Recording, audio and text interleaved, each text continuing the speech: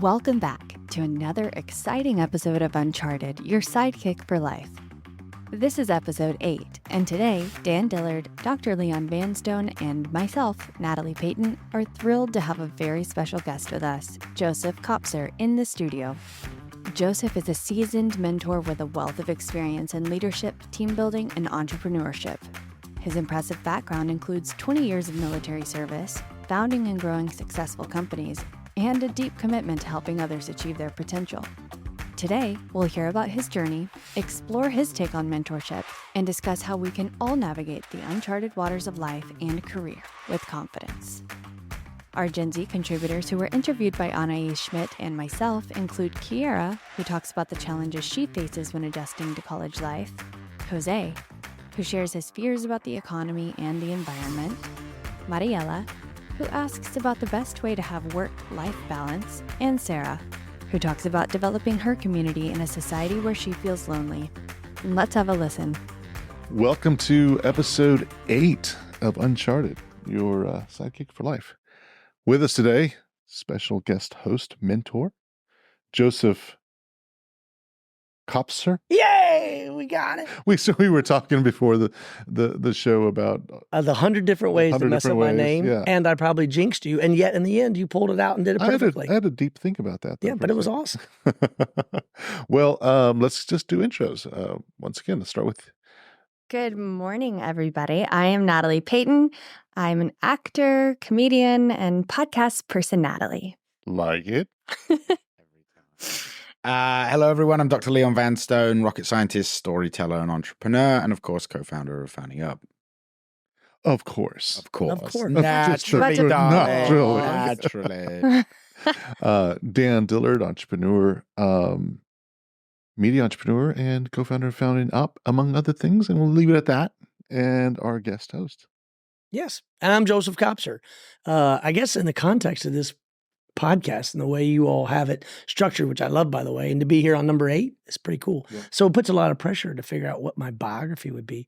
I guess in this context, it probably goes back to what we said earlier, Natalie, is I'm a dad of 3 daughters who are now in their 20s, all working professionals in 3 very different, completely different fields. But along my journey, I've been a soldier for 20 years and then got into the private sector, did a lot of stuff in entrepreneurship. Now my focus really is on helping people grow their companies, but all of it underlines the professional work I've done for 30 plus years, which is building teams. And that has me working a lot with young people. And I look forward to getting into it because it seems like every stage of my life, no matter how old I think I am or think how young I think I am, I get to work with 18 to 22-year-olds. And that's like a lot of fun. So nice. That's great. That's me. And that's why we have you on the show. There you go. We thought in our conversations over breakfast, your deep experience in mentorship, some of the things you've even written papers on. Yeah. I mean, it was my master's thesis from Harvard was literally on mentorship and why not everybody gets it. And that's like a double-edged, or what do you call it? A double-edged sword? Oh, no, but double entendre. Double entendre. More French words. Yeah. Let's just throw entrepreneurship in there. Yeah, I know, dude. Too many using that word. But yeah, the title of the paper was Mentorship, Not Everybody Gets It. And what it meant was 2 things. First, not everybody even understands what mentorship means. Like they think it's either brown nosing or networking or nepotism. And like there's some negative sides to what people think about mentorship. But the other reason why not everybody gets it is the subtitle. Not everybody gets mentorship. Yeah. So see what you did there. You like that? See? And I did that when I was young. See? So anyway. Did you have more hair? Oh, a lot more hair. Yeah, long flowing locks. Yeah, some people wear wigs. I wear hats. I think it's fair. I think it's fair. Yeah. Plus, actually, in the 90s, when I was in the Army, I was at Fort Bliss. And then when there, I was in Fort Hood, both Simonson, Texas. Now we call it Fort Cavazos. And I was in the sun all the time. And my doctor literally said to me one day when I came in for burn number 15 or 20, he's like, dude, just wear a hat everywhere you go. And it stuck. And it's kind of become my thing. Even when I had hair, I wore a hat. So nice. Yeah. Anyway, that's as they say, that's Uncharted. There you go. So before we jump in, the kind of the way we do the podcast is kind of go out and we've had some guest hosts go out there, some correspondent hosts go out and interview some Gen Z and have some of what keeps them up at night. And you've picked some of the videos that we're going to chat about today. And by the way, I love that format. It's very Jimmy Kimmel, how he's got folks that go out on the street. So I liked it. I like to think we're more professional than Jimmy Kimmel. I think you'll get even more viewers if you're more. But yeah, well, the way when we came up with the concept, it was how do we do mentorship in a podcast format that is scalable. Yeah. Right. So the whole thing is about, and the whole thing about founding up and what we're building, as you know, the company is scalable mentorship. But the first step of that is go out there and hear what's actually on their minds. Right. And what keeps them up at night. And then bring a varied group of people that have been there before that can say, here's how I tackled it, or here's how I tackled this, or here's how I would tackle that situation. Yeah. And just kind of give this support. Yeah, or here's how I tackled it, got it wrong, and hopefully you can learn from my experience. Exactly, exactly. But other than that, the thesis paper, one of you sent us like several documents and all around mentorship, which is great. So it's like a slight passion for you. Yes. Oh, it's really more than even just a passion. It is part of my profession, meaning somewhere along the way, between my teachers and coaches in school and family members, I don't know. It just kind of clicked early on that they had gone through something well before me.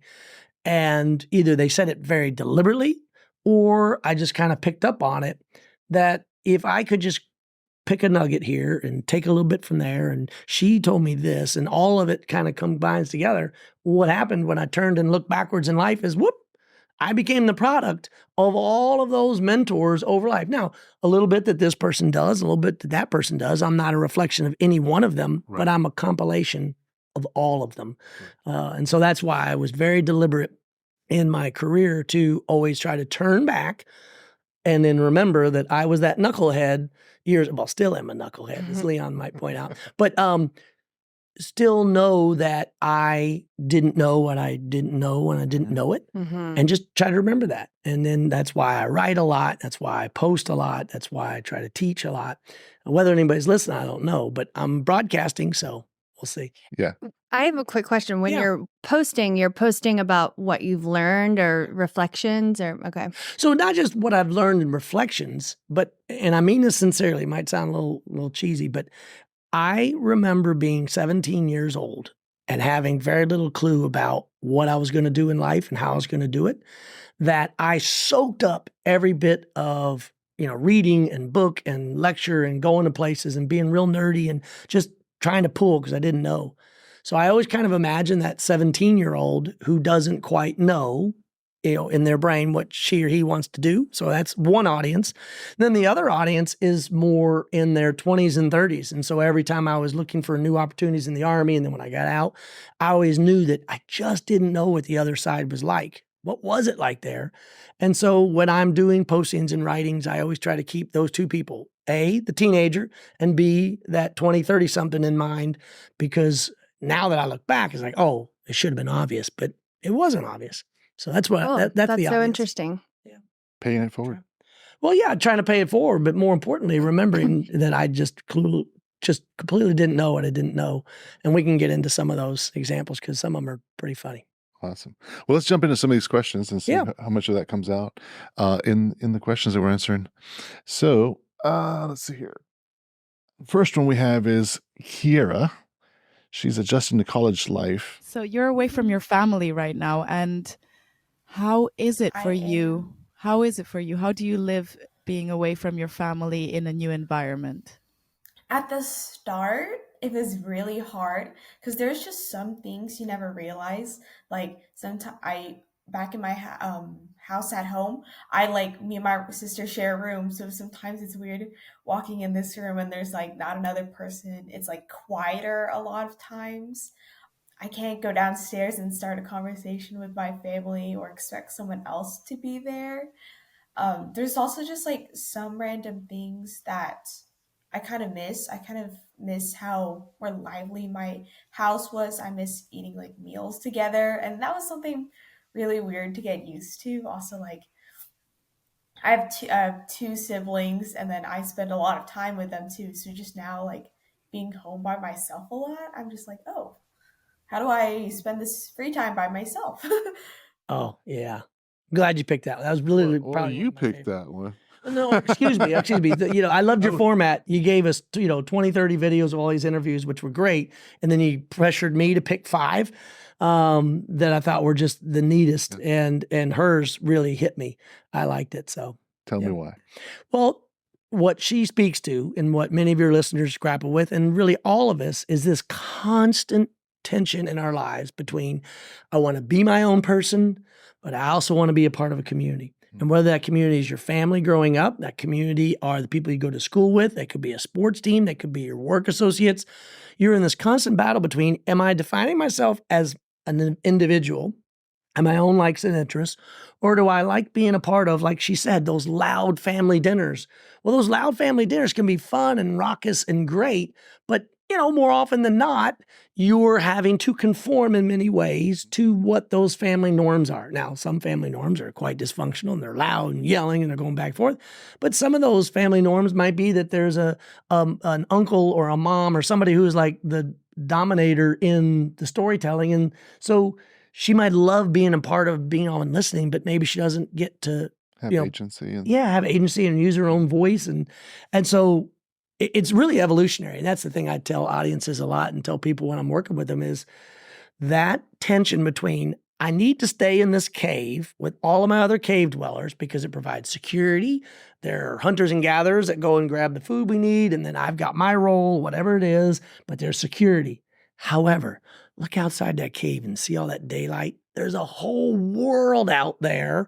And so this is the first time she's living outside of home, outside that cave, if you will. Yeah. I mean, I remember to this day the pit of the feeling in my stomach of what it was like in that certain part of the airport. I think it's the E-wing of E-concourse in Charlotte, North Carolina. I pass through it every now and then on travel, but it's where I was dropped off, or the plane dropped me off, if you will, when I left home to go to college, connecting to go up to New York en route to West Point. And it just put a pit in my stomach because I remember what she feels like. I know what that feels like.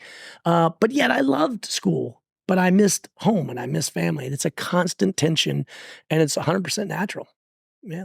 That was not where I thought you were going, but I'm glad that you did. Okay. Where'd you think I made an assumption. You know what people say about making assumptions? You make an ass of you and me? Right. No, I thought you were going to talk about, I associated, and I thought about the realities of going to the military and how that pulls you out of your going to the military, going to college, going off to school, taking a job, moving away. All of it has, I believe, those same visceral reactions to, I'm going to go out on my own. But then I also want to call home and see how my family is doing, my parents, I miss my mom or whatever it might be. Yeah. Thoughts? Or y'all just kind of, oh, that was so good. It's so good. No, she's so sweet. I remember the tough decision to make, like, do I go to UT or do I go to NYU? And ultimately I chose NYU, even though it was so far from my family here in Austin, because I had aunts and uncles in New York that I continued to have family dinners with. And call me codependent, but like I live across the street from my parents. Because today? Yes. Oh, that's awesome. And I live with my sister and I'm a 34-year-old woman, but that's my community. Those are my people. I have plenty of friends as well, but I feel very honored to be close with my family. And she seems like she has that as well. But I think you got the best of both worlds. You did live in New York. You have flown. You have left 12 the years. nest. Yeah. So, and I'm not saying either one's better or worse. Right. But the neat part is you got to use your agency. And so you now can choose. I mean, you choose to live across the street from your parents. Right. Because you value that community. And that's special. Yeah. This guy hasn't left home. I mean, but you talk funny though. That's because I'm foreign. Yeah, I know. No, I mean, obviously coming to America was a big jump. Yeah. I kind of just threw a backpack on and left. And was there any fear? No. I mean, in fairness, the world being what it is, although perhaps an obstacle, going home is easy enough. I mean, if it all went really wrong, on about a week's notice, you can get a pretty reasonably priced flight. Right. I could just go home. Mm-hmm. And I guess in that, like, in my mind, you are either close enough that I can go see you that day, or it doesn't matter. Or it's a phone call, right? Because even if my entire family just lived on the other side of Texas, which for anyone listening who isn't from America is a gigantic bloody state. 12 hours across. Yeah, right. Easily, right? Without traffic, without stops. Yep. So yeah, if they were in, I don't know, wherever, like El Paso or something, I'd probably see them about as often in my mind. So I don't know. But it is tough though. I mean, it is hard not having that. I would go home from university probably once every 1 to 2 months, and you certainly can't keep that kind of cadence up. Yeah. But do you know what I envy about especially Gen Z today that I didn't have as a kid is the ability to have a family group text. I think big group chats, yeah. Changes everything. So true. I might have spoken to my parents once a week in school. I mean, literally, we were pre-cell phone, so we had to wait on a payphone to call home, and there was a long line. Everybody wanted to call when we had a chance. And the fact that I can find out from my girls when they see or hear something funny, or if I see something funny, like at the airport yesterday, I took a picture of a family that was 4 or 5 littles, all traveling with their parents. And in our family, we just think that's just crazy. Took a picture of them and then immediately shared it in the group text. Like, I love that for them. That's so true. Let's jump into the next one. This is Jose, and he's talking about the economy. What worries you right now in the world? What keeps you up at night? Just what's going to go on in the future with as far as we hear with the economy going down, weather-wise as well, because we hear everything, as time goes on, the weather keeps getting worse. Yeah. Just things like that, economy-wise, and how the weather's going to react. Because every year, for example, it gets colder every year, so we don't know how fast it's getting. Right. Icebergs melting, and so all of that. It's scary stuff. Funny, he said it gets colder every year. Yeah, I was thinking it was going to go that. heat. Yeah. I thought it was like hotter every year. I think he means like the cold front, the big cold fronts that come over Texas. Get more extreme. Right, yeah, because like you have like more energy in a weather system to come further south, right? And now it snows in Texas. Yeah, it shouldn't be freezing for 12 days in Texas. Right. Not if you ask the power grid. Correct. Correct. But the comments here, like personally, I look at this, and again, we've talked about this in our shows before, around where there's just, and you just mentioned it, the technology that brings everything to your palm instead of having a payphone, instead of like how we potentially grew up getting our information. They've got it there all the time, and so it's interesting that the economy. Well, not interesting. I get it.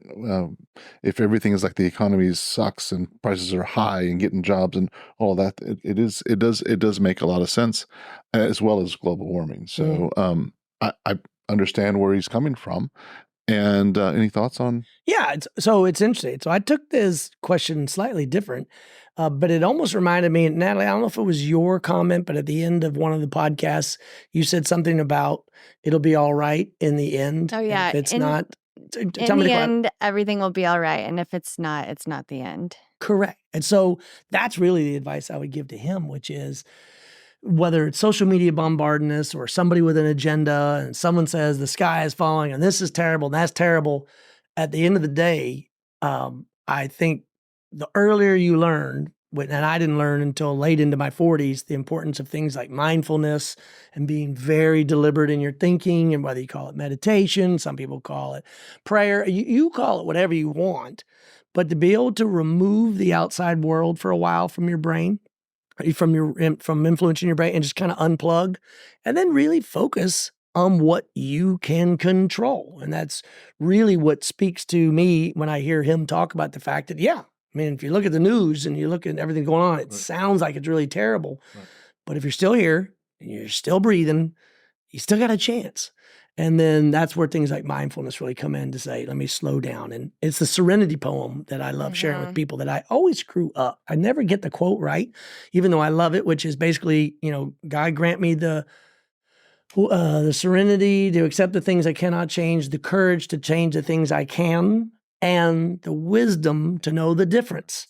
And man, that's just tough. People want to save the world and blah. And at the end of the day, man, if you just make your bed, right, and when you're on your way to work or on your way out, just say a nice thing to a person, like a stranger, that, it helps their day, might even help your day.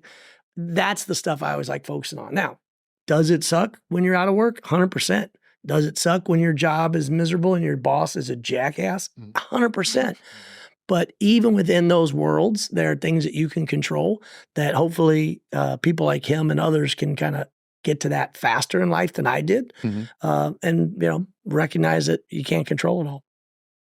I love all of that, especially that you brought meditation into it, because is that what we said about us growing up and at least in my experience, I didn't have all of this noise.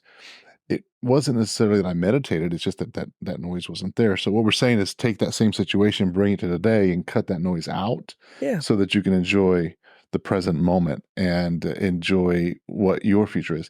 The other thing that I kind of take away from this, again, having a 21-year-old myself, is that sometimes these things that are out here make you feel trapped. Yeah. And really it's quite the opposite. If you focus on what you can do and focus on what's calling you inside and just meditate on that, knowing that you're not trapped to any one job, any one place to live. You've got the entire world to go explore. Soon you'll be able to go to Mars.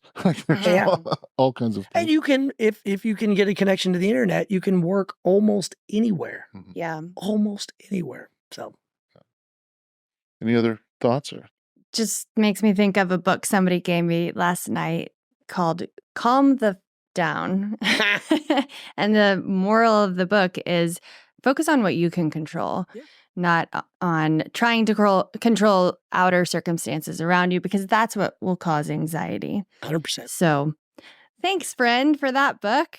I might have to not pick going to that read one up. into it. Yeah. It's what did you mean? They're not What did trying you to mean? tell you anything. They did. They said, "Don't read into this." I was like, "It's fine. I'm not." It's just a great book. Thank you for the book. Yes, you should pick it up. I read a lot of it last night. Oh, good. Yeah, I mean, any comments from afar? All fans of stoicism I see in this room. So, no, I mean, that wisdom is as old as time. Control, focus on the things you can control and don't try to control things that are outside of your control. It will only bring you misery because you cannot guarantee their outcome. So choose the things you can control and then peg your happiness to those things. And to some extent, that's very doable. I do share, I suppose, a little bit. I understand in some cases where it's coming like global warming is neither something I can control, but it is absolutely something that will come and get you. But and I love the fact you brought that up when you talk about things to calm down about. I 100% agree that a cataclysmic event like a hurricane is not only terrible, but it is more immediate than climate change. And what I mean by the doomsday scenario of climate change being what we're going to boil the seas and then we all disappear. That's the doomsday that's got some people generally panicked. But the hurricane that just hit Texas this week, that's immediate. That's right now. And if you want to help, go to Houston and help those people as they deal with 2 million people without power. That's what I take away from, how you deal with climate change. Well, in 30 years, 20 years, 10 years, fine. But right now there are 2 million people suffering in Houston. Go help them. And so that's kind of where I get a little pushback against things like nuclear war. And if there's a nuclear war, we can't do anything about it once it happens. But what I can do right now is try to get people to recognize that nuclear power could be an actual game changer for energy in this country and in our world. And so that's what I mean by trying to take something that is doomsday, climate change or nuclear war, but in the here and the now, there's stuff you can do to be able to help people and cause you to not go crazy. And as you were saying what you were saying that, I was also thinking very similar along the similar lines is there's these two problems that's affecting everybody. And one of the things I learned throughout the journey is run its problems as quick as you can. Just if you want to be that change in the world, like here's two problems that as entrepreneurs, we're always looking for a problem to solve. Yeah. Yes. Yeah. So here's two problems that need solving. Here's what You can provide value as an individual, and maybe it's, you don't have the solve. You'll never have the solve right now, but this is something I can work towards. Like, what can I do to contribute? You said immediate, but I'm also even thinking long-term. Like, what's the long-term solve here? How can I focus my energies to kind of solve this problem in the long-term? And so this is another side of that coin, I was thinking. Yeah. And, I mean, as the saying goes, right? How do you eat the elephant? It's one bite at a time, right? So it's like, what can you do today that might make this problem better? And, as Dan says, you learn, you get, as you attack problems, you get better at attacking them and you'll learn more nuance. So I definitely agree. And as you say, it helps to, just make you feel better. Mm-hmm. If you're worried about something, then just do anything about it. Cool. Let's move on to the next. Mariela. You could ask anybody, any mentor, a question to give you advice for your future, for your present self. What would you ask them? How do they manage their time? Because I feel like I'm terrible at managing my time, like balance like family, work, any extracurricular activities and all that. Yeah, that's a great question. I'm really bad at balancing my life. I loved it. Mm-hmm. You picked it. I know, but so why I loved her question about how to manage your time is a lot of people, whether it's real anxiety or whether it's just a self-induced sense of too much pressure on their own need to perform or be doing something, we're so influenced by society, especially because social media bombards us with these unnatural and unrealistic expectations of perfection or whatever reality is. And, you got the videos of the people that are like, it's only 10 a.m. and I've been up since 3 a.m. and I've done 20 different things. It's like, okay, maybe. And if you have, good on you. But to create this unreal expectation that every second of the day has to be perfectly scheduled, perfectly manicured, perfectly productive is unhealthy. Mm-hmm. It's just flat out unhealthy. I mean, I literally will schedule time to do nothing. Right. Time scheduled, nothing. And the more I can unplug, the better. And on the flip side, when I'm on, I'm on. And so to speak to her question, I just first want to back up and have all your listeners know that this unrealistic expectation that you got to be going 100% all the time, that's pure Hollywood, that's pure social media.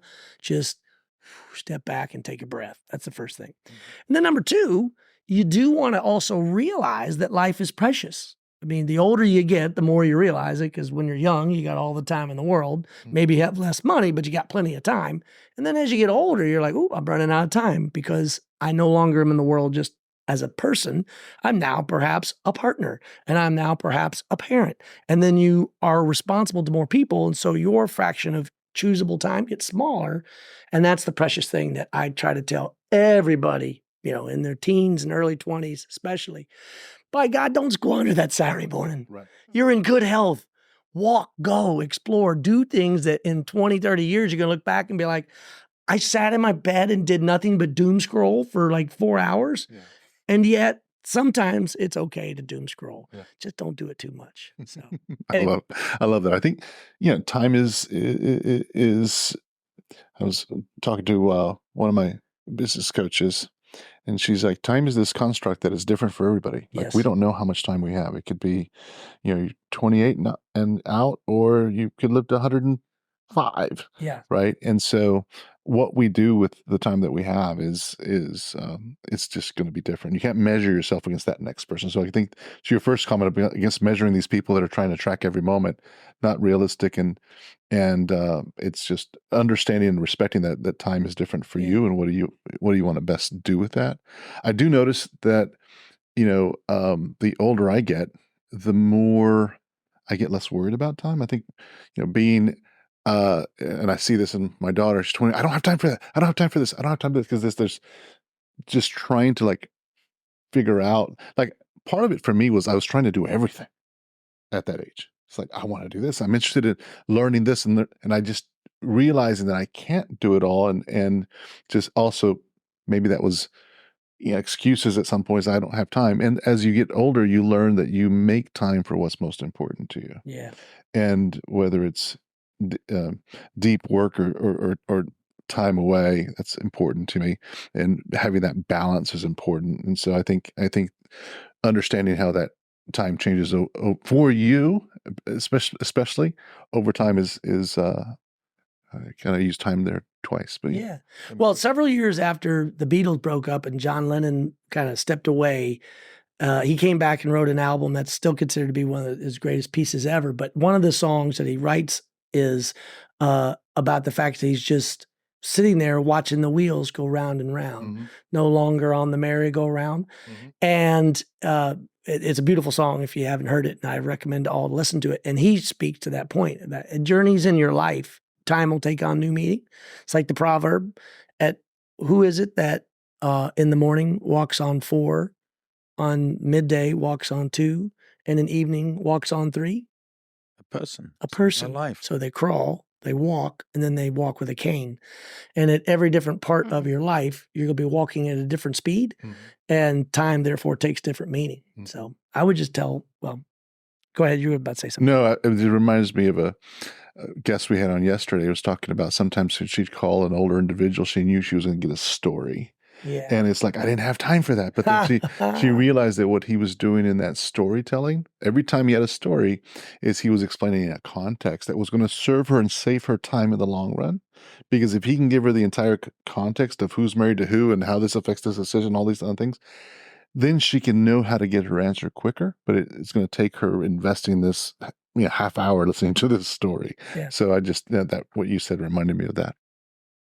This makes me think of the Industrial Revolution. Ooh, whoa. I love that you just Go right ahead. The factory workers who were building the railroads in our country fought so hard for the 3 8s, 8 hours of work, 8 hours of sleep, 8 hours of leisure. And I'm always mindful of that because I can easily get glued to my desk and work till 10 p.m. And then it takes my brain a while to wind down. So then inevitably I'll be up too late. And I think back on the people that sacrificed and stood up for themselves against the oligarchs, the super wealthy. Like, no, we actually don't want to work 14 hours and not spend any time with our family and also work ourselves to death. That's not life. Yep. So that's what I would recommend is think about the Industrial Revolution. Yes, exactly. The Gilded Age. I'm thinking of my Saturday morning and I'm thinking of the sweatshops in Manchester. Exactly. How glorious. No, I mean, yeah, I agree with what Dan said, right? It is about realizing that things take time and realizing what you actually care about. And that also takes time. I could not have told you as a 20-year-old what I cared about. It takes life experience to figure that out. People talk about, pursue your passion. You're like, you get passionate about things by doing them. Yeah. You're not automatically passionate, and so it's sort of this double-edged sword because you have to run around like an idiot when you're 20. One, that's the only time you've got the energy to do that. And two, that's how you figure out what you want to be good at. That's part of the, it's not a bug, it's a feature, right? It's a part of being young. And then as you come to realize what you really value and you come to realize what you want to spend time on, it does get easier. As you gain more experience, more wisdom, and mentorship obviously speeds the whole thing up. But yeah, I mean, I think about this. I forget who said this, but they said you get stronger when you rest. Yes. Right. Think about doing reps. Right. How many reps? People are like, oh, you get strong by going to the gym, right? And you're like, well, no, you don't actually. Keep doing reps, and you'll get weaker. Because all the muscle fibers break. You get actually weaker and weaker and weaker. And then you have to rest. If you don't rest, it makes it worse. And so there are periods that you'll have to work, but there also have to be periods when you rest, either mentally on Saturday or however your spaces are, family dinner, whatever it is. There have to be times when you rest because in those spaces are where you get stronger. Yeah. And I like, as a vague hobby, I like asking people where they have their best ideas. right? That saves the company, saves the day, whatever it is, ideas. And you get a lot of different answers in the shower, walking the dog, cycling, running, like all kinds of stuff. Not a single human being of the 60, 70 I have asked has ever said at their work. Not one. No one has ideas. So it's like, again, right, you think like you're not doing anything, but you are. You're always thinking. You're always wondering about something. And so, work-life balance is a weird one. I tend to just let others decide whether I'm working or playing, and I kind of just do what I need to do. And sometimes that means taking a break. Sometimes that means not being productive. And I would say, if coming back to put a bow on it, coming back to your earlier comment about those sort of LinkedIn lunatics that are telling you about hustle culture, I'm like, click on their link, go see what they do, and I guarantee you they're selling something. Those people I know a lot of different successful people, and the only ones that tell me it's all about hustle and it's all about being there are the ones that also, strangely enough, are selling me a course on hustle and being there. So just remember that, Anyway. Yeah. One of the things you remind me of is a book I just finished called Deep Work, and he talks about this exact thing in that you and a few of the podcasts I've listened to, but essentially you've got the time where your mind is like that muscle, and it does need, in order for your mind to grow, it does need that rest time, and that's where the ideas happen. Is when your mind is actually not being strained. It needs that recovery time to rest, and that's where you'll have the sparks. So I really appreciated that, and he talks about blocking your time and having the calendar to block off time just for yourself, and sometimes it's during that time, you can either do the deep work or you have the rest, but it's that break in difference of not always scheduling every single minute.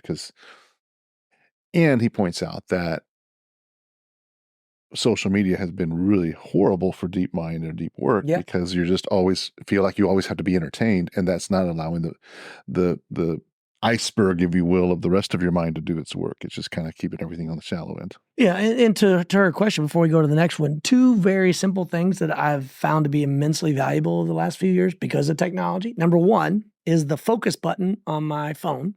I love it. It literally turns off all the distractions. Doesn't turn off my internet, just turns off the distractions, because that little bing, oh my gosh. Yeah, turns all those off, which has been immensely helpful. The other is on my watch, I will literally just set a timer for 5 minutes, 10 minutes, 15 minutes, whatever it is.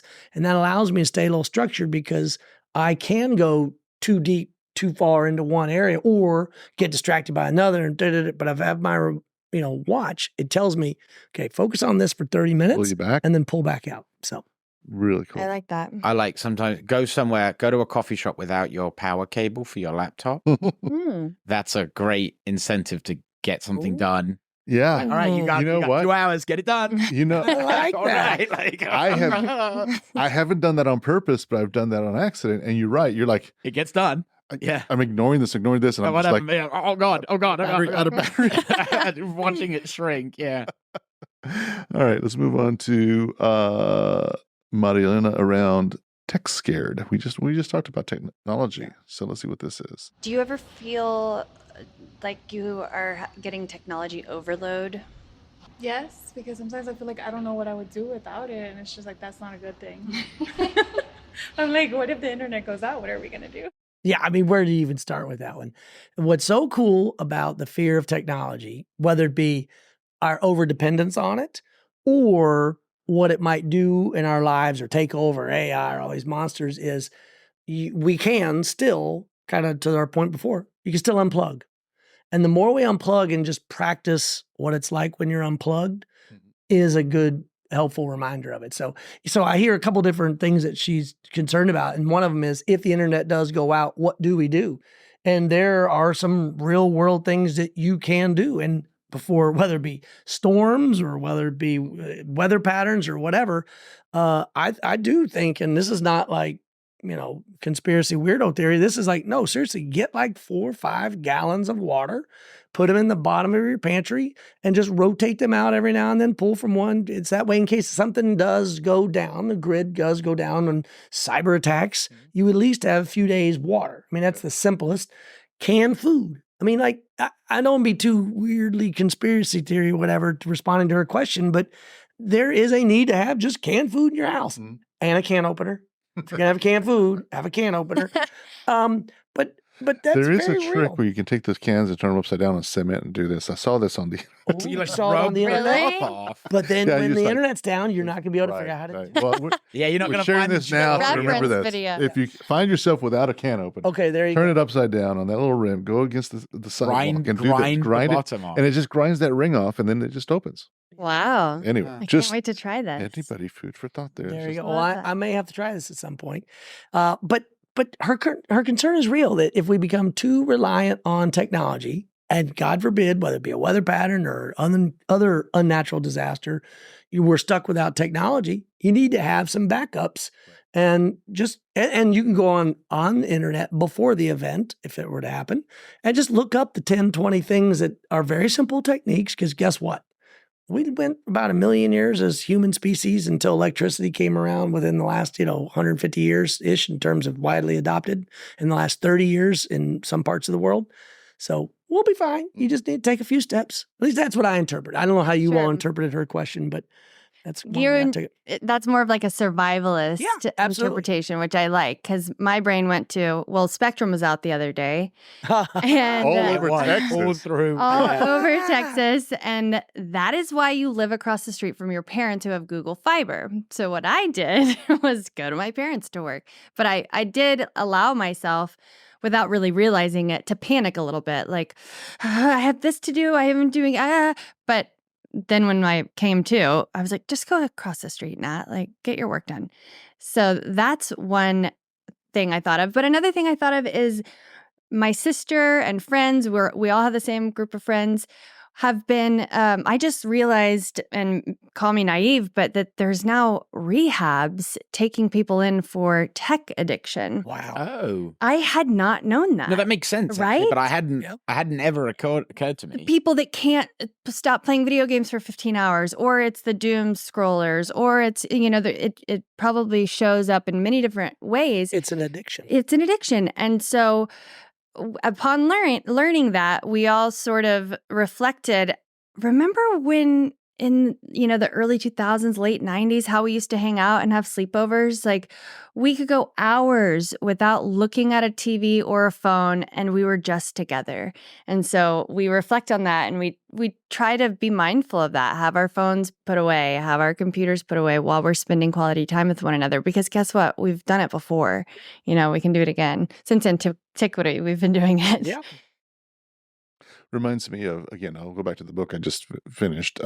He mentions about actually practicing having this, whether it's a week, 2 weeks, a month, just cut off social media and just exactly.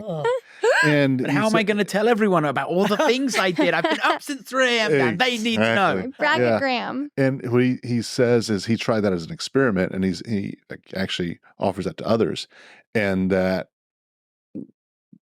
once he tried it, he was just floored by how the benefits he got from just closing that off. And I've done that for a while. I've been off of social media I've done a month or two at a time. And you do get more productive, and you use other parts of your brain, and you find ways to entertain yourself without this immediate thing. And so part of the advice here is maybe do some practice of that so that you're not, going back, kind of a middle ground between this and this is having some chunks where you're just like, I'm going to do these things and see if I can follow that and see what it does. This is a test. See what it does to your life. One very practical thing that I recommend for listeners, especially those that are in a professional setting and maybe starting to travel now, and they're used to having Wi-Fi now because they've never known Wi-Fi not to be on planes. But I would just recommend throwing a magazine or two in their bag, because occasionally Wi-Fi on a plane won't work. Yep. And I'm someone who grew up without Wi-Fi on planes, but then now that I have Wi-Fi, I love Wi-Fi. When I don't get it, I'm like, grr. And I'm like, but wait, there's a magazine. I can read a book. I can relax. And so that's like a very micro-dosing kind of way of your experiment that you referred to. Yeah, So. love it. Thoughts, Leon, or you? Yeah, not too much to add. I think we covered a lot of it. What do you do when the internet goes out? Curl into a ball, cry.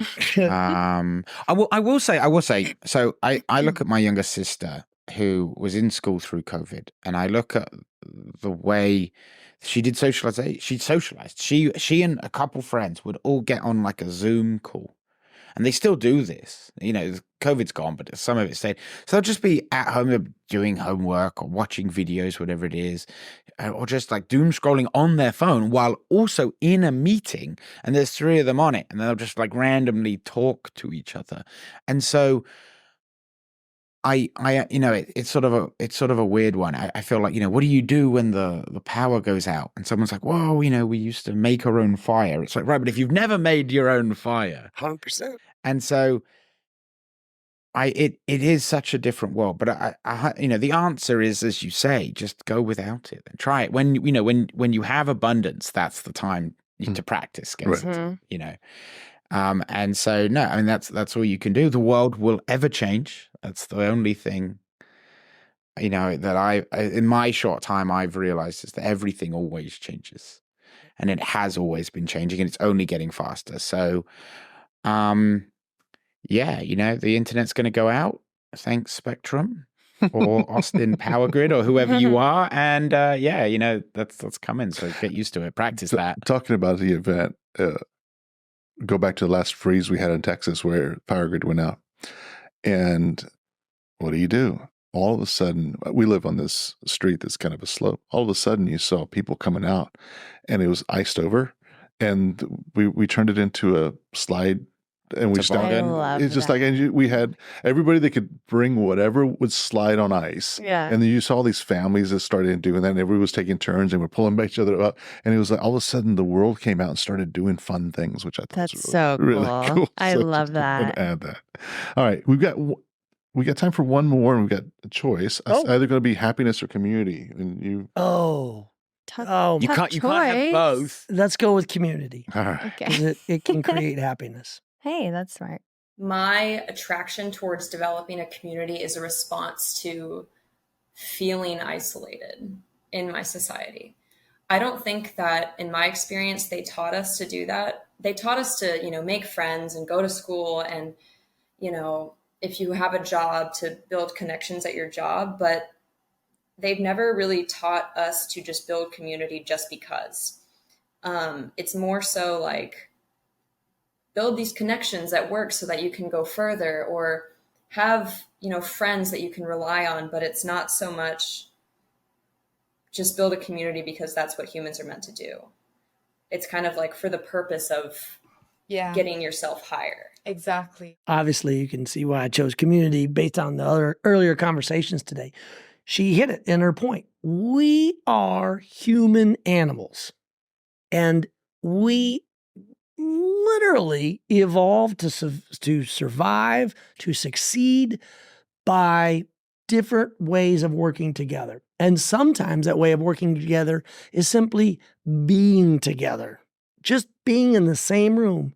Like the context you gave of 4 people on Zoom looking at each other, but really on their screens, but they felt that sense of community. Being in the room physically is even better, but that's a good substitute. So without rattling off all of them in the papers and the books, I just encourage listeners and folks and viewers, there is science. There is actual science that shows over a period of a person's life, those with more, what they would call friends, by their own definition, friends live longer. Full stop. I mean, they just do. There's whole bodies of research that talk about the fact that if you just know more people in your life, not necessarily great friends or best friends, but you just know more people in your life, you, in every metric that there is, you thrive, you do better. It's those people who self-identify as being lonely, or they self-identify as not having friends. They're the ones that are more at risk for all kinds of health problems.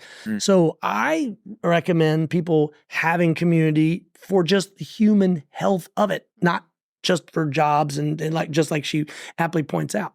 The other thing I'll tell you is everybody has to understand that their size of their friend plate is different.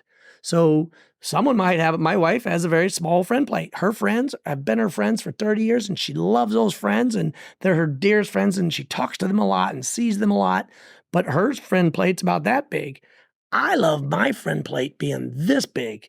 I don't see my friends, some of them, a lot, but where I last saw them, we pick right up from there and we continue the conversation. Right.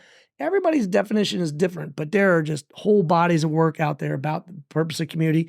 And then the last one I'll say is one of my favorite people that are on this subject of community is a researcher named Robert Putnam, Bob Putnam at Harvard. I had the unbelievable lucky circumstance or opportunity to study under him.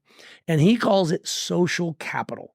It is the bonds and norms and trust between people. So he took what she's talking about in this video and he actually did like the science and study behind it. It turns out she's right. Like there is something very real to community, and he lays it out in lots of different books. The best easy way to consume that concept is a brand new documentary that was released right here in Austin, Texas, at South by last year, called Join or Die. Now, he doesn't like that title. That's what I don't know who picked that title, but it's basically join. Just join. Be in a community. Join or die. You know, was it New Hampshire, Vermont? Live free or die. Yeah, that's New Hampshire. Well, yeah. So I don't want to be distract from the title, but it's the documentary that's fabulous, and they chronicle 4 or 5 different communities and groups and why it's so important to join. So anyway, that's why I definitely wanted to pick that one. That's really cool. So one thing, I heard the science, I heard the reasons why. The thing that we probably should talk about as well is how. For a 21-year-old or for a 20-year-old, it's like not. And we've had other people comment that I don't know how to do this. There's a guy sitting next to me and I don't know how to talk to him. So thoughts on, like, we can open that up as well. Sure.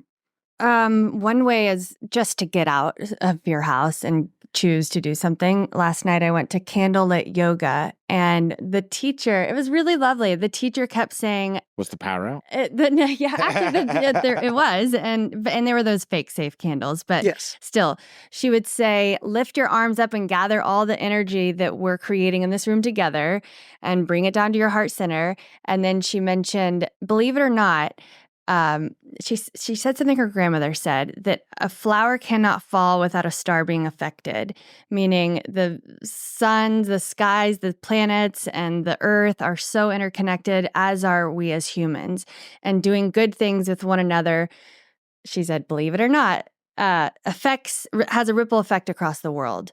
You could look into the butterfly effect or whatever. But your question was, where do you start with community? And my answer would be start by picking a class or something that interests you and just show up. I'm also doing an improv class right now with strangers and getting to learn about other people who are in a community that I'm not a part of, but I totally support. Like it's just putting yourself out there, opens yourself up for being able to experience things that you never probably thought were possible. Yeah. At least that's what I'm experiencing right now. Mm-hmm.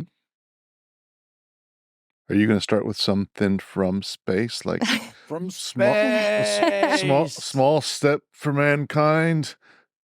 No. It was interesting. I heard that because I actually thought about the last one we watched as well, right? Where like, what do I do when the internet goes out? And the reason for that kind of fear is because all of your community is online. Mm-hmm. What you're really saying is, and there is this kind of crisis of disconnection. Our houses are getting bigger and the average number of friends we have is going down. You have more stuff and less people. And at the end of the day, like you say, the science is pretty clear. The experiences are what you are gonna value. I'm reading a book called The Algebra of Happiness. And this guy's like, don't buy that new. Of course he would be reading that. And I know, just my chance of happiness. It's great. It's got this really, really curmudgeonly economist on it. But this guy's like, don't buy that new Bugatti and take your wife to Belize instead, or something like you'll remember that when you're 80, right? And you might still be married. And so it's tough though, right? Because when you're younger, making friends is so you have an automatic community. You're in a class, you're all struggling, you're all sort of bored or unhappy together. It puts you in place with a lot of people with very similar motivations for you. And as you get older, when you're an adult, it becomes harder to make friends. The people right next to you don't necessarily want to hang out, right? Or they don't have a lot of free time, as we were talking earlier, and you have to be conscious. So the only thing I would add to what we've discussed is just to say you do have to be very deliberate. Yeah. And this comes back to our time management again, right? If you want a community, you have to make time for that community. You have to show up, right? You have to go out to candlelight yoga or whatever it is, right? And whether that community is your friends or your family or it's part of what you work, like that, those are all valid communities. But there is this very natural part of humans that will connect to something. Yes. Right. And it's automatic. I think this is how you get addicted to your phone. If you have a rich community and people in your lives, you don't tend to get addicted to other things. That's right. If you have no connection, your brain will connect you to something. Right. Yeah. And that can be your phone or to a video game or to something. And so the only advice I can offer, which is sort of, it sounds a bit contrary, is you have to go out and you have to talk to people. What I'm hearing is effort, right? So that it requires effort to do what you did. You're saying you've got to make it happen. Be very deliberate. And you just gave a reason for that effort. If you put that effort, because human nature is to do as little as possible. It's just like, what's the easiest route? Sure, right. So on and so forth. So right now, the easiest route is my social media. I'm engaging without engaging. But if I make the effort, the science says I'll live longer. Yes. So. And happier. Yeah. Well, so I'm in the brain now, again, of that 17-year-old, like we were talking about at the beginning of the show. And I'm imagining him or her listening to us going, yeah, but you all are saying that because you're in your 30s or 40s or 50s or whatever, and you grew up in a different time and, technology is beating against us and all the things, Leon, you just said. So let me remind them that every generation has to fight new technologies that make it harder to connect. And here are 3 examples that Bob Putnam wrote about. You went to war with the typewriter, did you? Or So we're in that genre. So there's 3 things that he points out that changed the way it was going to be for everybody after them. 3 things. First thing that really was a game changer was the invention of air conditioning. Yes. You see, before air conditioning, everybody had their windows up. Everybody was outside on their front porch. Everybody was out and about because you didn't want to be stuck in your house. Right. You would suffer. So because of the weather, the humidity, you were literally kind of forced out into your community. You didn't have a choice. To your point about effort, you had to go out just so you wouldn't be overheated. That was number 1. Number 2 was the invention of the television. The invention of the television combined with air conditioning made it so it's like, oh, wait a minute. Why do I need to go out? I don't need to go to the theater. I don't need to go to the show. I don't need to go to the school play. I got this talking box right in front of me. Radio got it going, but TV took it to a whole new level. And now social media, instant gratification in your palm, is just the natural extension of it. Third, you referred to houses getting bigger and friends getting smaller. When architects, because they were working on budgets, decided, we don't need a front porch. When we took front porches off of homes in America, we forever transformed American society. And just think back to those old neighborhoods that you can imagine in your brain. Everybody's got a front porch. Everybody's sitting out front. Walking down to the store, grab something, you're saying hi to your neighbors. You're saying hi to your neighbors, you're seeing them. Houses were closer together. Now we live in some neighborhoods where the law doesn't even require a sidewalk. So we not only discourage walking in your neighborhood because it's unsafe because you only have a sidewalk, but people don't even have front porches. So it's not like you're going to see your neighbor. Their garage door opens, their car goes in, their garage door shuts, or they get into their apartment, they shut their door, they turn up the music, So I hear that 17-year-old listening to us going, yeah, whatever, but it was easier for you all when you were young. I say, yes, every generation has had to do, Dan, what you said, which is make the effort, because it changed with air conditioning, it changed with televisions, it changed with front porches, it's changing now with social media and internet and everything on your phone. So you just got to fight the power, fight the change. Love it. And that wraps up another episode of Uncharted Your Sidekick for Life with our fantastic guest, Joseph Kopser. We hope you found his advice as thought-provoking as we did. Joseph's experiences remind us of the importance of community, mentorship, and the power of resilience. Remember, when you're navigating new challenges or striving for your next big goal, there's always value in learning from those who've walked this path before us. Thank you to all of our Gen Z contributors. If you would like to participate as a Gen Z guest or a mentor, visit our site, foundingup.com, or check out the show notes. Thank you for joining the Founding Up and Uncharted team on this journey. Be sure to subscribe, leave a review, and share this episode with your friends. Until next time, keep exploring the uncharted.